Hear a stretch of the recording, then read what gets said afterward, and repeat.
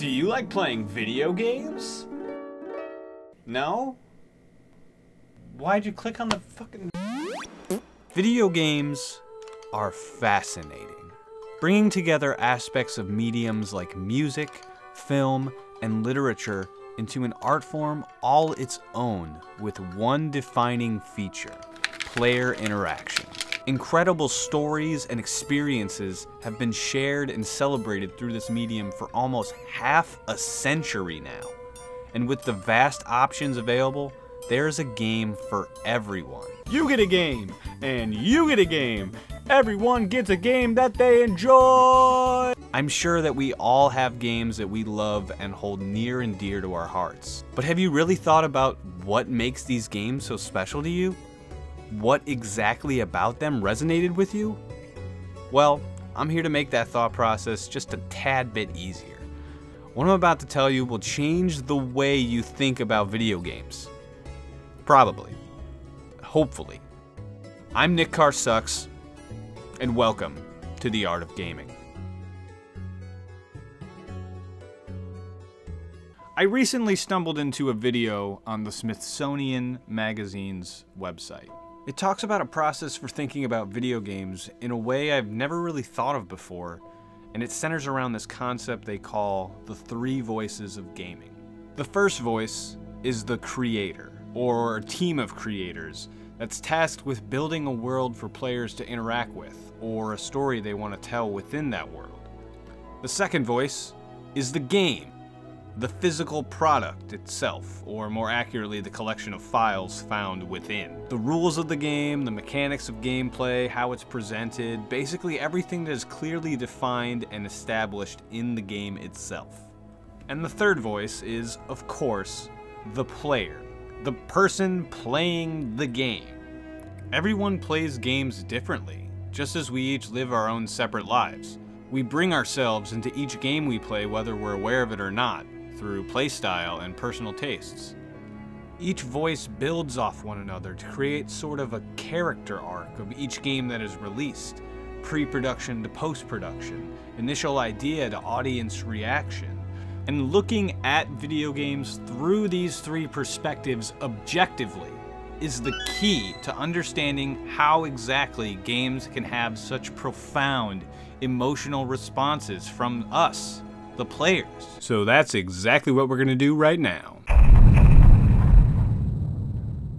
Behind every great game is an artist, or artists, with a vision. A vision of what kind of game they want to make, and what kind of emotion they want to elicit in their players. Maybe it's a large RPG focused on story and immersing players in the world so they can feel invested and satisfied at its conclusion. Or maybe it's just a game about rolling a sticky ball around to pick up trash. And eventually everything. Consume everything.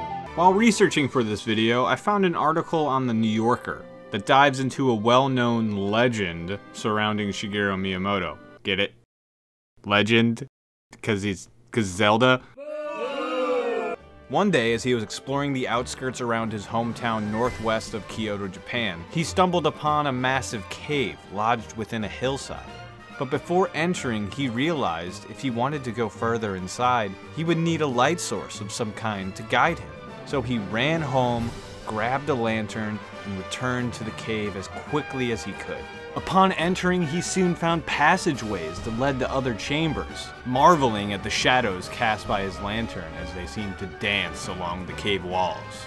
Young Miyamoto was struck with a sense of exploration and awe like no other, as though he scoped out a new part of the world for himself.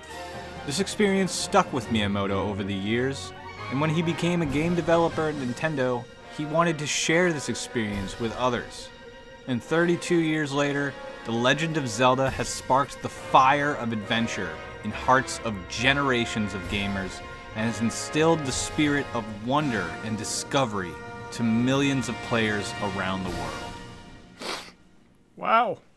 That's some powerful stuff, man. From the beginning, Miyamoto knew exactly what kind of experience he wanted this game to be. A journey filled with adventure and discovery, encouraging players to search off the beaten path and find their own way through the world. Like all other art mediums preceding it, Video games are made by people, with their own thoughts, inspirations, and personal experiences, and it only makes sense that part of each artist becomes part of the work.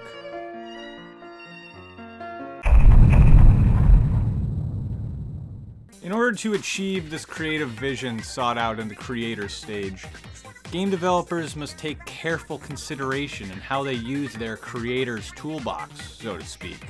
From the art style, the music, the mechanics, even the goddamn title screen. These are but a few of the aspects that can be easily overlooked and just copy-pasted from any other game in the industry. But the most successful and innovative games use these devices in a way that spreads their creative vision across the entire project. Take the 2016 reboot of Doom, for example.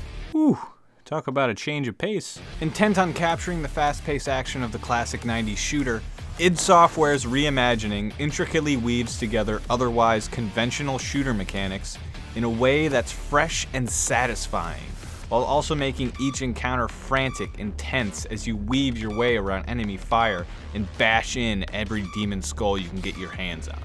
Doom's design spits in the face of all FPS shooter mechanics designed to slow the player down, so you won't find any cover-based shooting, aiming down the sights, cinematic cutscenes, or, oh god, stealth sections in this game.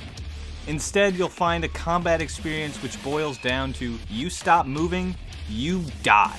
A simple but effective vision. Not a game to care too much about story, Doom's designed in a way to always keep the action moving and to keep you fucking pumped. Doom, however, contrasts this combat speed with slower exploration sections. Long, quiet stretches meant to immerse the player in their surroundings through ambient soundscapes and even environmental world building. At the end of the day, Doom wants you to feel like the baddest motherfucker in the goddamn universe, and it uses otherwise common conventions and implements them in a way that never gets in between you and killing some goddamn demons with your bare hands. Doom may want you to just go berserk and kill everything in sight, but then there are games like Dark Souls that literally want you to die over and over again in order to get good and feel accomplished once you finally gain some progress. Or Portal, a puzzle game that challenges its players to change their perspectives and solve puzzles using interdimensional portals and teamwork if you're playing co-op. Or Sonic the Hedgehog, a game about going really fast.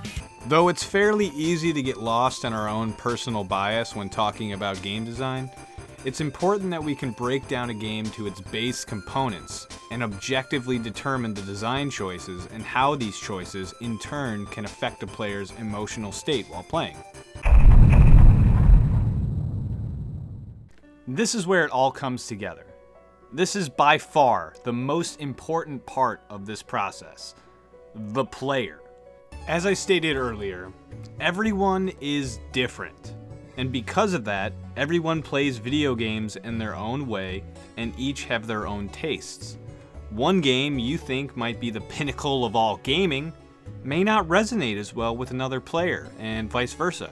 This process is mainly done by you. Yeah, you watching this video right now. Art is a wholly subjective experience. Nobody can tell you what you like. If you like it, you shouldn't be ashamed to share it. People have their own opinions, man. Get over it. Video games have always been a huge part of my life, hugely due to the physical nature of playing a game. As sad as it may sound, video games were, and still are to some extent, a place for me to feel as though I have control over something in my life. This medium allows us to see aspects of the human condition from a multitude of different perspectives, and allow us to feel connected to the characters we play as. They can even help us to better understand our own motivations in life. They're able to connect with me on so many different levels and have inspired me with their unique experiences, eye-opening storytelling, and exhilarating gameplay to live my life outside of the game to the fullest.